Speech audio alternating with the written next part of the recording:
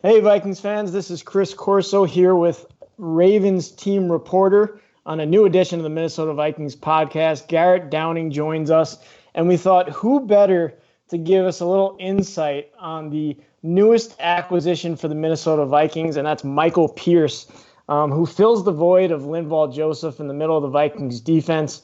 There's a lot of things we want to ask you. We're starting this sort of player profile series where we give a little bit of insight on the new Vikings who joined the roster. So, Garrett, thanks for joining us during this. I mean, I know it's a crazy time, and you guys we were talking before the show, you're doing a little bit of what we're doing when it comes to Skype interviews and making your way through free agency.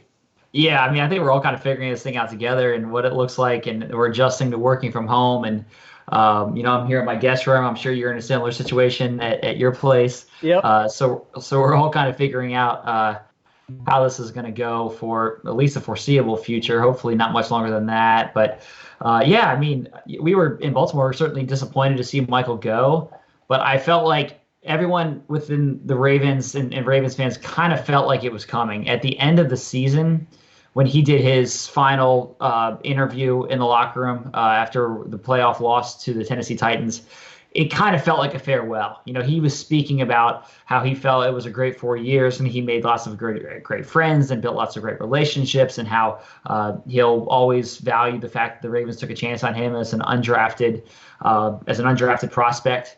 And so it definitely felt like the writing was on the wall, that he knew he was going to go elsewhere. And you know, that's not I don't want it to seem like the Ravens weren't interested in having him. I think the Ravens certainly were, but a lot of times, and the Ravens have had this happen a number of times over the course of their history, guy plays well for 4 years, you get great value out of him, especially as an undrafted rookie, which Michael was. And then the time comes for him to hit free agency and he gets a big contract elsewhere. And, you know, the value for the Ravens to pay him, they're going to try to find another Michael Pierce, next year. But he's a great player. I think you guys are getting a really good guy, both on and off the field in the middle of your defense. Yeah, so let's talk about that a little bit. He was an undrafted guy coming out of college. The Vikings are very familiar with that, with guys like Adam Thielen on offense, Anthony Harris on defense. Eric Wilson's another player at linebacker who's been a big contributor as an undrafted player. So what was sort of his progression when he came in to the Ravens program, and how did he really establish himself on that rush defense has been so good for the past 5 years for you guys? Yeah, basically he comes in and limited opportunities early, but he fairly quickly established himself as a rotational player of the defensive line.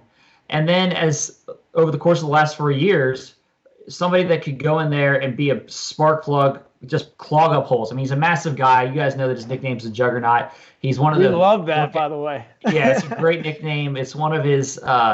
He's a workhorse in the weight room. There's videos of him in college squatting, I don't know, 800 pounds or whatever it is, something crazy. And so he's just one of those guys that workout warrior. You can put him in the middle of defense. He gobbles up blockers, and then that allows linebackers to go and make plays.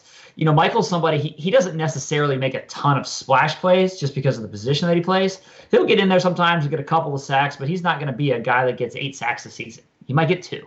But that's not his job. His job's not to go get 8 sacks. It's to get a couple of them and then to clear the space for the linebackers to go and make plays, and that's what he does best. So, like I said, over time, he was also next to Brandon Williams, who's a Pro Bowler, a really good player, and that was good for the Ravens defense. When you had those two guys, it was like 800 pounds between them right there in the middle of the Ravens defense. It's tough to move, and I think that you'll find that plays a similar role for you and does it really well. Yeah, so the Baltimore Ravens finished in the top 5 rushing defense in the past 4 out of the past 5 years, which Pierce had a big contribution in that. He says he models his game after B.J. Raji and then Vince Wilfork, who are obviously 2 players that Vikings fans are pretty familiar with. He also went on to tell us that he really looked at some film on Linval Joseph coming up, which is good for Vikings fans to hear. So who could you kind of compare his game to, just watching him over the past couple of years? It's a good question. I just think of from a size standpoint, he's like 350, 340 pounds. But he's not tall. So he's a little bit different than a Vince Wilfork. Vince Wilfork was a bigger body. He was taller. He's wide, obviously. But Michael is more stout than Vince Wilfork is. He's more of a spark plug. Like, he's a bowling ball in the middle of that defense. He's pretty similar in size to Brandon Williams, who played next to him for several years here in Baltimore. And Brandon is also 330 pounds, not that tall, about 6 feet tall. And I think that their playing style is fairly similar. Michael's got a little bit more, I think, a little bit more pass rush ability, some interior pass rush ability. Again, not 8 sacks, 3 sacks. But he can provide some interior pass rush. I think Linval Joseph is a fair comparison too. I'm not sure how many sacks he had, but I don't think it was a huge number. Very similar. And so I think that will be a pretty seamless transition from Joseph to Pierce in the middle of your defense. Yeah, looking at your defense, obviously you guys are in a 3-4, 3 defensive linemen, 4 linebackers. We're a 4-3, but I don't know if you're familiar with the fact that we added Dom Capers to our defensive staff, who obviously is a big-time 3-4 guy. And Coach Zimmer has kind of talked about giving some different looks. He's always adapting his defense from that double A gap blitz, which is really what is at the heart of his defense. So how do you think Pierce can fit in a 4-3 defense? And do you think that he could also help the Vikings with a different look at a 3-4 type of defense? Yeah, so the Ravens do run a base 3-4 package, but it's a bit of a misnomer that they are solely that type of defense. They're very much a multiple defense, and so they're giving lots of different looks all the time. And so I think that Pierce will transition just fine to whatever defense you end up running. Whether it's your kind of standard 4-3 or whether with the Capers addition, if that ends up being a little bit more multiple and ends up being a mixture of the two. I don't think that he will struggle in that sort of transition. He played a couple different roles depending on injuries and what was needed. He could play nose right over the center. He could also play defensive tackle, where he would be between the center and the guard, depending on what was needed. Brandon Williams is also in that mix for the Ravens, and both of those guys were fairly interchangeable. But depending on if Brandon were to miss a few games because of injury, Pierce could slide around the middle of that defense, either go right over the center, go right over the guard, and have some flexibility there. So I honestly don't think it'll be a challenging transition. I think if he were an outside linebacker that's now transitioning to playing a defensive end spot where you have to maybe play the run more than that player had done in a traditional 3-4, that could be more of a challenge. But I don't think for Pierce it's going to be any kind of an issue. You mentioned that he's a weightlifting phenom. I just have to know, have you ever seen him in the weight room? Because there is some video of him squatting like 730 pounds, and we were able to find that and put it on Vikings.com, and the fans got a kick out of it. So can you give us a little firsthand experience in the Ravens weight room? Yeah, I mean, the guy's a beast. He is incredible in there, and it's always a bit of a debate. I think that we would often ask guys like, who's the strongest guy on the team, and his name would come up at or near the top of the list every single time we had that conversation. So a lot of these guys, as you start trying to get specific, and they're like, oh well, I don't really try to max out, or I did that in college, but we don't really do that here. And so we would get that answer a lot when you try to get down to the nitty gritty and the specifics. But he is definitely somebody who will be one of the beasts in the weight room. Like, he puts in the work there, and he's as strong as they come. He just is, like, his legs are this big around, and he can throw some weight around, and that helps him when he gets out there on the field. The other thing too that I think is important to mention with him is I mentioned the fact that he's an undrafted player, which, as you know, a lot of times these undrafted guys, they wear that like it's a chip on their shoulder for forever. I mean, it could be an undrafted player, then all of a sudden 10 years later they've signed multiple contracts and they're Pro Bowlers, but they still talk about the fact that they went undrafted. I think that attitude has definitely kind of, that embodies Pierce. Like he has that attitude where he remembers when he was not sure whether he was going to make a team or not make a team.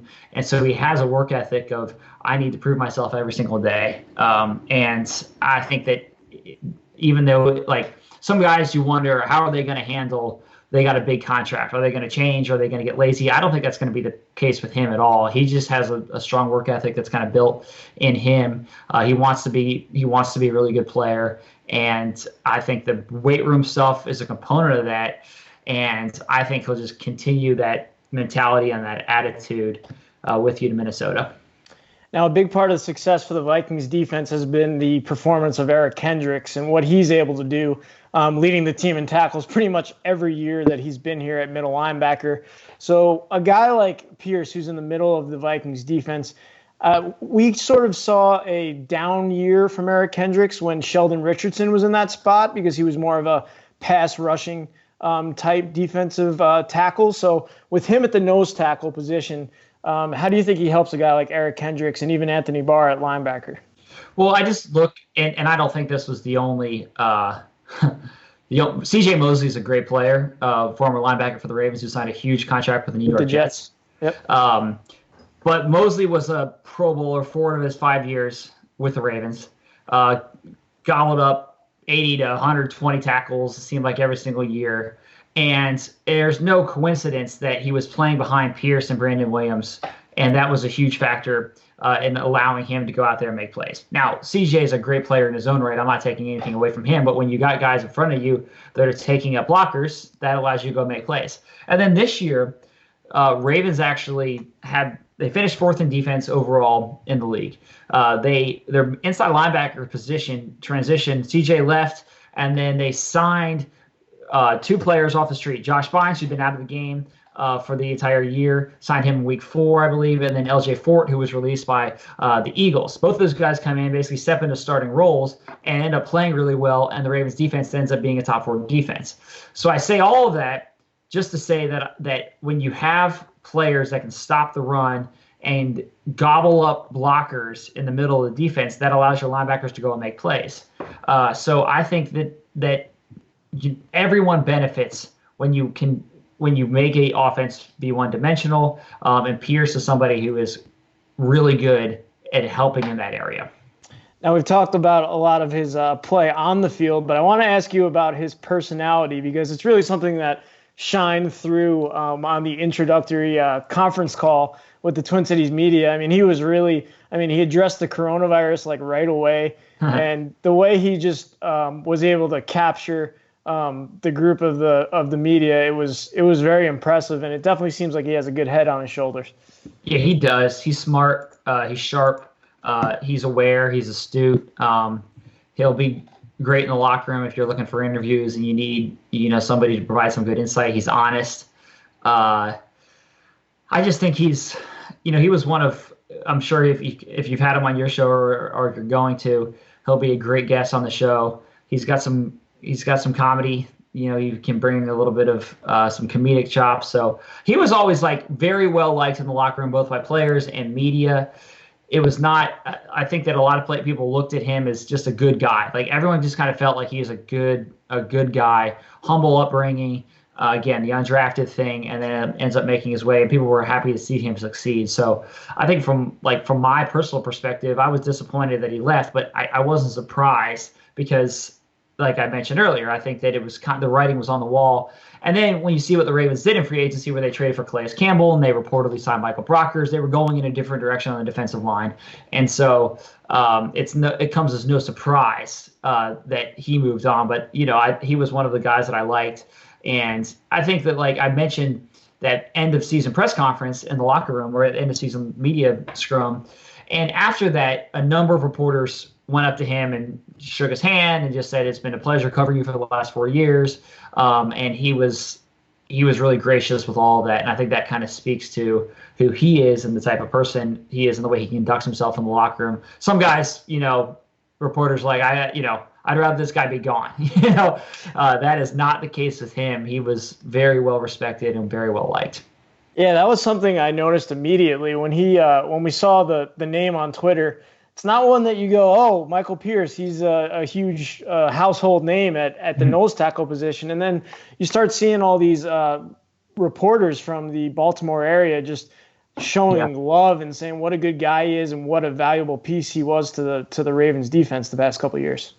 He also, when you look at some of the advanced analytics and the PFF stuff over the past few years, he's somebody that has graded out really well in that regard too. So some of the stats nerds and the analytics people that really dive into that, he's had some great seasons in his career from that standpoint as well. And we won't keep you for too much longer, but we've talked all about the run stopping and all that. What are some? I hate when players are pegged just as one thing. That kind of happened with a player like Brian O'Neill, who was pegged as a developmental type tackle for us out of the draft, and he ends up being one of our best performers on the offensive line. So a player like this who's pegged as a run stopper, what are some other things that he can do, Michael Pierce, on the defensive side of the ball? You know, I mentioned that he's got a little bit of pass rush, but again, it's not a ton. I think that, to be honest, I think that what he's going to do is stop the run. Like, I just think that he's going to gobble up blockers. Even if he's not making tackles, like, his job is to go in there and get double team, to take on double teams, to create havoc in the middle of a defense. Like, I just don't think that you're going to see huge stats out of him. Like, when the season's over, he might have 2 sacks, 1 forced fumble, and 30 tackles, and it's like, okay, was that a great season or not? Well, the coaches will tell you that there's a lot more that goes into it than what meets the eye. I think he's one of those classic players where if you talk to one of your defensive coaches, they'll tell you that this guy does a lot more than what the stat sheet shows. And it's the dirty work. And there needs to be somebody that's willing to do the dirty work, and Pierce has no problem with that. I think you just listed all the characteristics of Mike Zimmer's ideal player in the middle of the defensive line, because he calls them team sacks here. And when people throw all the numbers out about Danielle Hunter and Everson Griffin in his time here, about all the sack numbers, he goes, no, those aren't his sacks. Those are guys like Shamar Stephen in the middle of the defensive line and Jaleel Johnson, who's had a bigger role as of late. So it sounds like he might be the perfect guy for a Mike Zimmer defense. Yeah, I think so. I mean, obviously, Ravens fans are familiar with Mike Zimmer's defense, not just from Minnesota, but from when he was in Cincinnati for all those years. And his defense gave the Ravens fits during that time. And the Bengals really, especially when he was there, seemed to have the Ravens' number, played them tougher than probably anybody and on a consistent basis. So I think that he'll be a great fit there in that defense. Again, I don't think the scheme piece is that important. 3-4, 4-3. What does that look like? Where do you line up? Is it over the center? Is it over the guard? Is it between them? I think Pierce will be fine in that regard. And he'll just be a guy that's willing to kind of get in the trenches, do the dirty work, and allow the guys around him to make plays. Well, we really appreciate the insight. Obviously, you guys over in Baltimore have had a crazy offseason. You mentioned Calais Campbell and Michael Brockers. So, I mean, I definitely have to ask you about what's going on there in Baltimore. You guys obviously have a very competitive team who is, led by Lamar Jackson, of course. Yeah, I think a clear priority at the start of free agency was to shore up the defensive front. And so that's where, those moves come into play. The Ravens also put the franchise tag on their outside linebacker, Matthew Judon, really good pass rusher, had 9.5 sacks last year.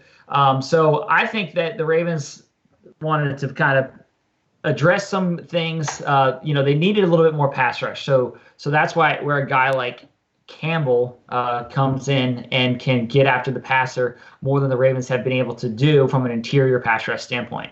And so that's what they wanted to get a little bit more in the pass rush department. But the expectation for the Ravens is that they're going to be a good team next year. They went 14-2 and lost in the first round of the playoffs. So the next step for them is to get over the hump for Lamar Jackson to win a playoff game. So, they're going to have that as a focus. But yeah, the expectation is to be a really good team again next year, compete to win the division. And then I know that Lamar and the rest of the guys on this team are focused and committed to getting that monkey off their back, so to speak, and winning a few games in the playoffs. Yeah, last one for me, and I just asked this as a general football fan, and obviously our Vikings fans are pretty big football fans as well. But what do you expect from Lamar Jackson? I mean, on a level where he played last year is just something that we haven't seen in the league. I mean, we even had guys like Kirk Cousins shouting him out and saying he's going to win the MVP pretty early in the season last year. So, what are your expectations for Lamar? I'm sure Vikings fans would like to hear that. He's incredible. The things that he does on a weekly basis, I've never been in a press box where I've heard people audibly say, wow, as many times as I did last year. I think about that game in Cincinnati where he had the spin move that everyone saw a million times on ESPN or NFL Network. And there was almost laughter in the press box because people were just shocked that that actually happened in an NFL game. It's the type of thing you see when you pull up someone's YouTube video from high school and they make everyone look silly. But this is grown men on an NFL field that he was able to do that too. So he is just an incredible player. I would expect more of the same. It's hard to say that he's going to be as productive, but every time you start to doubt the guy, he kind of raises the bar. I thought, he had around 3,100 passing yards last year, 1,100 rushing yards. I don't see any reason why that couldn't be in that same ballpark. I think that over the course of his career, the pendulum is probably going to shift a little bit more towards passing than running. But the Ravens and Lamar, I don't think you should ever take away that running ability because it's so unique. So I think the Ravens are going to try to add some more weapons on the passing game through the draft, and that'll probably help in that department. But look, it's hard to predict for the guy to match the performance that he had in an MVP season. Like, I recognize that. But I think that there's no reason to think that he should do that. Like I think that in my mind, I don't know why, I don't know what's changed to think that he wouldn't be able to do those things. And the league's trying to figure him out. I think that the suggestion that, last year we heard it in Baltimore all the time, can teams just figure it out? Well, with enough tape, teams are going to figure him out. It's kind of like, in baseball, once a guy gets the lineup a couple times, all of a sudden things start to change and the pitcher starts getting, beat up because everyone's seen him. I don't think that's the case with Lamar. I don't know what the magic fix is because he can just do things on a football field that nobody else can do. So I think that he is once again going to be a great player in the mix for an MVP conversation. And as long as he stays healthy, I think the Ravens are going to be right back there in the mix as one of the best teams in the AFC. Yeah, this is the player profile on Michael Pierce. But when you have the Ravens team reporter here, you got to ask him about Lamar Jackson. That's for sure. So yeah, everyone always likes to talk about him. And I don't blame anybody for that. Yep. But we definitely appreciate your time. I know it's a crazy time, not only in the NFL, but in the world, and just being able to talk about some of this free agency stuff has definitely helped us here with the Vikings to kind of turn away from a little bit of what's going on out there. So we really appreciate your time, and thank you for joining the Minnesota Vikings podcast. And definitely all you Vikings fans who want to check out what's going on with the purple team in the AFC, check out Garrett Downing's stuff on Ravens.com. And we definitely appreciate you joining the show. Awesome. Thanks so much for having me. And let Michael know I said congratulations on the new deal.